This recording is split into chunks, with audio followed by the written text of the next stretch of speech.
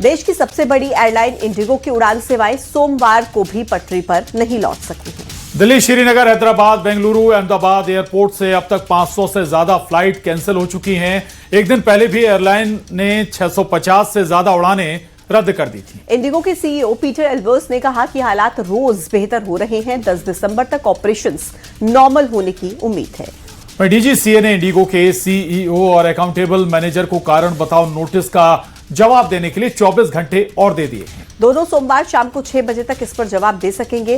Company प्रबंधन ने समय बढ़ाने का आग्रह किया था। T1 पे हमारी मौजूदगी है। एक ग्रुप है जो कि उमरा करके आया है सऊदी अरब से, लेकिन इनकी आज फ्लाइट थी, 12 बजे की फ्लाइट थी, लेकिन कैंसिल हो गई है। यहाँ पर अभी आपको इंडिगो का स्टाफ इनसे बातचीत कर रहा है, संभवतः इनके लिए कुछ व्यवस्था की जाए। एक बार इनसे बात करते हैं। सर, अपना नाम बताइए और आप कहाँ से आए हैं और कहाँ जा रहे हैं? क्या कब की फ्लाइट थी आपकी? हम आएगा अरब से आए ना हाजी, आया जिद्दा शरीफ, जिद्दा तो आया अहमदाबाद, अहमदाबाद तो ठीक लगाया इस दिल्ली।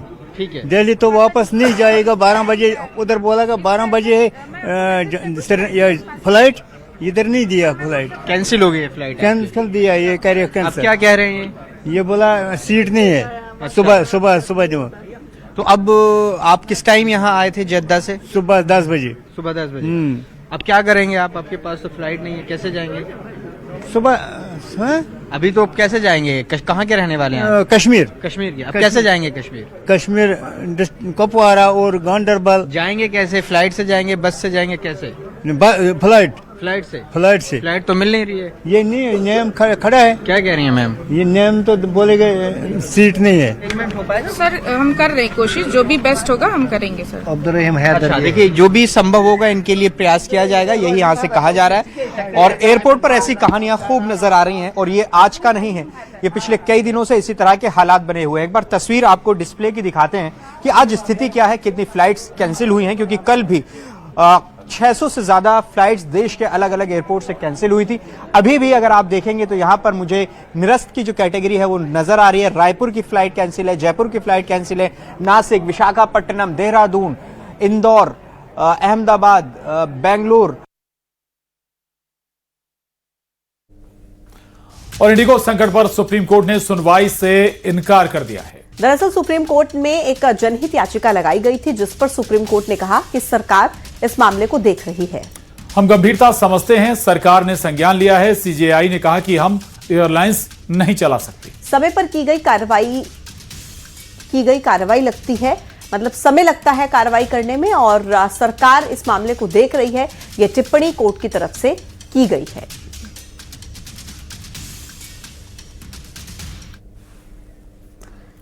इंडिगो एयरलाइंस मामले में राज्यसभा में इंडिगो संकट पर नागरिक उड्डयन मंत्री राममोहन नायडू ने बयान दिया। उन्होंने इंडिगो पर लिए गए रेगुलेटरी एक्शन को यात्रियों की सुरक्षा और सुविधा से जुड़ा बताया। उड्डयन मंत्री ने कहा कि इंडिगो की गड़बड़ियों की वजह से 5 लाख PNR कैंसिल हुए, जिससे यात्रियों को काफी परेशानी उठानी पड़ी। मंत्री राममोहन नायडू ने राज्यसभा में इस असुविधा के लिए माफी भी मांगी।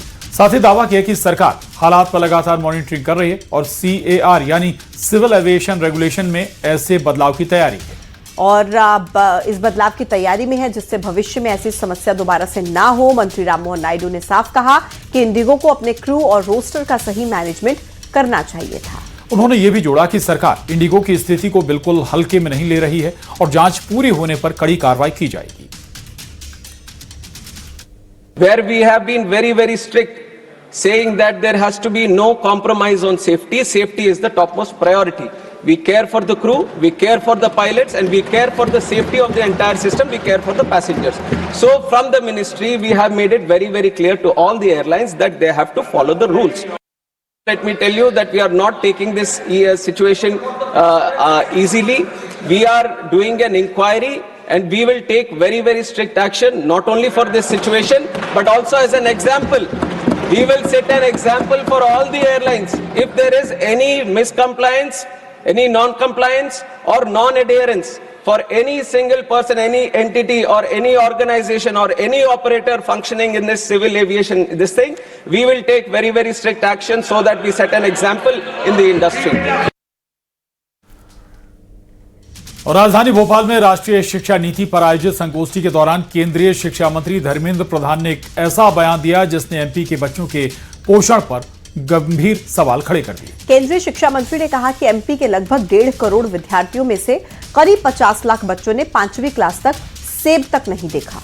उन्होंने कहा कि कई बच्चे बाजार में सेब जरूर देखते होंगे, लेकिन उन्हें इसे खाने का मौका नहीं मिलता। और अंजीर जैसे फल तो उनकी जिंदगी में शायद 10वीं के बाद भी ना आए। और वहीं धर्मेंद्र प्रधान ने कहा कि कई बच्चों को तब भी दूध नहीं मिलता जब उन्हें उसकी जरूरत होती है।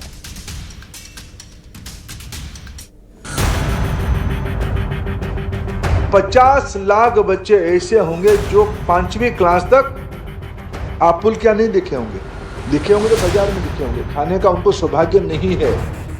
अंजीर तो उनकी जिंदगी में शायद 10वीं के बाद आया तो आया, नहीं तो नहीं। ये कहना है केंद्रीय शिक्षा मंत्री धर्मेंद्र प्रधान का। भोपाल के कुशाभाऊ ठाकरे सभागार में राष्ट्रीय शिक्षा नीति पर आयोजित कार्यक्रम में धर्मेंद्र प्रधान ने ये सब कहा। धर्मेंद्र प्रधान ने कहा कि मध्य प्रदेश में 1.5 करोड़ छात्र छात्राएं हैं। 50 लाख छात्रों ने 5वीं क्लास तक सेब फल नहीं देखा होगा। अगर देखा होगा तो बाजार में ही देखा होगा। उन्हें सेब खाने का सौभाग्य तक नहीं मिला। प्रदेश की जो 1 करोड़ 50 लाख स्कूल बच्चे पढ़ते हैं ना, मैं जिम्मेदारी के साथ कहता हूं, मीडिया के सामने कहता हूं, 50 लाख बच्चे ऐसे होंगे जो 5वीं क्लास तक एप्पल क्या नहीं दिखे होंगे तो बाजार में दिखे होंगे, खाने का उनको सौभाग्य नहीं है। यही नहीं, धर्मेंद्र प्रधान ने कहा कि अंजीर तो उनकी जिंदगी में 10वीं के बाद शायद ही आया हो। अनेकों बच्चों को जब 1 गिलास दूध चाहिए तब नहीं मिलता है। इसे करेगा कौन, ये समाज को सोचने की जरूरत है। अंजीर तो उनकी जिंदगी में शायद 10वीं के बाद आया तो आया, नहीं तो नहीं। 1 गिलास दूध पीना अनेकों की नसीब में प्रारंभिक, जब उसको चाहिए तब नहीं है। मित्रों, इसको बनाएगा कौन, करेगा कौन? यही नहीं, धर्मेंद्र प्रधान ने कार्यक्रम में मौजूद विधायक रामेश्वर शर्मा और भगवान दास सबनानी से भी अपील की। उन्होंने कहा कि भंडारे तो कोई भी कर लेगा, अपने विधानसभा क्षेत्र में पोषण के लिए काम करें, ताकि कम से कम हफ्ते में एक बार एक बच्चे को 1 पीस अंजीर, 2 काजू और 1 बेसन का लड्डू जरूर मिल सके। मित्र रामेश्वर शर्मा जी बड़ा भंडारे लगाते हैं, हिंदू नेता है हमारा। मैं उनको निवेदन करूंगा, भंडारे के लिए बहुत लोग, रामेश्वर जी कम से कम इस बार आप लगाओ। आपकी कंस्टिट्यूंसी में कम से कम आज जैसे और गुरु नानक जैसे व्यक्तियों की दायित्व में कम से कम आपकी कंस्टिट्यूंसी में कम से कम हफ्ते में एक बार एक ही बच्चे को 1 पीस अंजीर मिल जाए, 2 पीस काजू मिल जाए, 1 लड्डू मिल जाए, बेसन का लड्डू मिल जाए। शायद उसमें जो उसकी न्यूट्रिशनल इंपैक्ट उसके मन में आएगा, शायद उसमें से फिर कोई अब्दुल कलाम निकल सकता है। धर्मेंद्र प्रधान के बयान पर कांग्रेस ने सरकार पर हमला बोला। कांग्रेस का आरोप है कि 25 साल पुरानी मध्य प्रदेश की बीजेपी सरकार का असली चेहरा देश और प्रदेश की जनता के सामने आ गया है। उधर कांग्रेस के आरोपों पर बीजेपी ने पलटवार किया है। धर्मेंद्र प्रधान जी से अपील है कि वो चूंकि मध्य प्रदेश के प्रभारी हैं, इसलिए इसको जो है वो लागू कराएं। उनकी सरकार है, यहाँ पर डबल इंजन की सरकार है। और ट्रिपल इंजन की सरकार के बारे में मैं उन्हें जानकारी देना चाहता हूँ कि 2022 के आंकड़ों के आधार भोपाल का जो नगर निगम है वो जो है 1.5 करोड़ रुपए के फूल हर साल खरीदता है और 41,000